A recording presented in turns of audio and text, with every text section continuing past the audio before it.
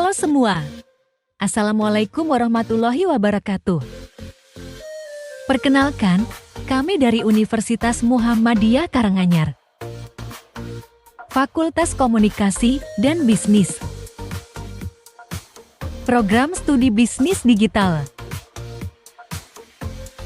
Mata kuliah Kreativitas Berpikir dan Inovasi. Dengan tema Konsep Inovasi. Kami dari kelompok 1 yang beranggotakan Tio Ara Prasetya, Muhammad Najib, Ajitama Imam Wiyoga, dan Diajeng Melinda Putri. Yuk, simak video ini agar kita semakin paham mengenai konsep inovasi. Mulai dari pemahaman dasar, jenis-jenis, proses, dan manajemen inovasi. Selamat menyaksikan. Pemahaman dasar tentang inovasi. Inovasi berasal dari kata Latin, yaitu innovationem, mengacu pada suatu hal yang baru atau sesuatu yang sebelumnya tidak ada. Persepsi sebagian besar orang masih melihat inovasi sebagai suatu proses penciptaan teknologi baru, seperti penciptaan telepon oleh Bell atau komputer personal oleh IBM. Joseph Schumpeter pada tahun 1912 menyatakan bahwa sebuah inovasi dapat dikatakan sebagai sebuah inovasi manakala inovasi tersebut berhasil diimplementasikan ke tataran sosial dan memiliki nilai keekonomian. Artinya, penciptaan produk atau teknologi baru harus dilanjutkan dengan proses komersialisasi agar dapat menciptakan dampak ekonomi. Selanjutnya, kita akan membahas mengenai TIP inovasi berdasarkan Doblin. Inovasi dapat terjadi di berbagai macam aspek dalam bisnis, antara lain seperti restrukturisasi layanan, pemasaran, dan penjualan. Bahkan kultur dari suatu organisasi. Berikut jenis-jenis inovasi. Pertama, inovasi model keuntungan, berfokus pada cara perusahaan membedakan diri dari kompetitornya dengan model keuntungan yang berbeda. Kedua, inovasi jaringan. Inovasi jenis ini fokus pada upaya perusahaan memanfaatkan jaringan bisnisnya untuk memaksimalkan kinerja perusahaan. Ketiga, inovasi struktur. Mengorganisasi aset secara unik, baik dalam bentuk perangkat keras, manusia, maupun aset tidak berwujud. Keempat, inovasi proses, melibatkan kegiatan dan operasi yang berkaitan erat dalam membentuk penawaran nilai utama yang dilakukan perusahaan. Kelima, inovasi kinerja produk, melibatkan produk yang benar-benar baru maupun yang diinovasikan dengan penambahan nilai substansial tertentu. Keenam, inovasi sistem produk, berfokus pada bagaimana produk dan layanan personal terhubung untuk menciptakan sistem yang terukur. Ketujuh, inovasi layanan, diterapkan sebagai cara untuk memastikan dan meningkatkan utilitas, kinerja, dan nilai penawaran yang jelas.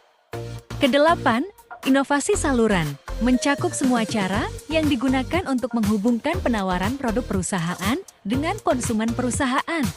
Kesembilan, inovasi merek, membantu memastikan bahwa pelanggan dan pengguna mengenali, mengingat, dan memilih penawaran Anda daripada pesaing. 10. Inovasi yang melibatkan konsumen. Melibatkan konsumen adalah semua hal yang berkaitan dengan memahami aspirasi konsumen secara mendalam. Selanjutnya, kita akan membahas mengenai proses inovasi yang terbagi menjadi 5 generasi dengan karakteristik dan fokus yang berbeda, yaitu generasi pertama, tahun 1950 sampai tahun 1960-an. Yang dikenal dengan teknologi push, berfokus pada riset dan pengembangan. Generasi kedua, tahun 1970-an, dikenal dengan net pull, berorientasi pada kebutuhan pasar.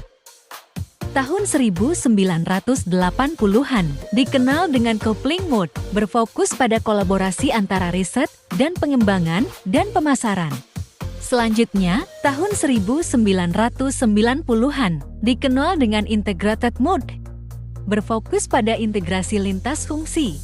Tahun 1995 sampai sekarang dikenal dengan sistem integration and networking model, berfokus pada jaringan kolaboratif yang dinamis. Selanjutnya, kita akan membahas tentang teknologi readiness level atau TRL. Merupakan ukuran yang menunjukkan tingkat kematangan atau kesiapan teknologi pada skala 1-9, yang mana antara satu tingkat dengan tingkat yang lain saling terkait dan menjadi landasan bagi tingkatan berikutnya. Mulai dari riset dasar atau TRL 1 hingga operasional penuh atau TRL 9. Selanjutnya, kita akan membahas tentang Innovation Readiness Level atau RL. Kerangka konsep ini menekankan bahwa kemampuan sebuah perusahaan atau suatu daerah untuk berinovasi bergantung pada dua faktor penting, yaitu faktor organisasi dan faktor sosial. Konsep ini menekankan pada komunikasi sebagai media dalam mengkoordinasikan tindakan-tindakan atau aksi maupun perumusan minat.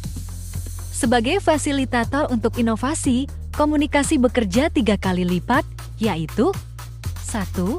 Tingkat makro, mengenai diskusi publik dan daya saing wilayah. 2. Tingkat meso, mengenai penguatan daya saing perusahaan. 3. Tingkat mikro, mengenai kepemimpinan untuk perubahan inovasi. Kemudian, kita akan membahas mengenai manajemen inovasi. Manajemen inovasi adalah proses terstruktur untuk menciptakan nilai baru melalui perencanaan, pengorganisasian, pelaksanaan, dan pengendalian inovasi. Sekian pembahasan kita kali ini mengenai konsep inovasi. Terima kasih sudah menyaksikan sampai akhir. Semoga dapat menjadi ilmu yang bermanfaat bagi kita semua. Sampai jumpa.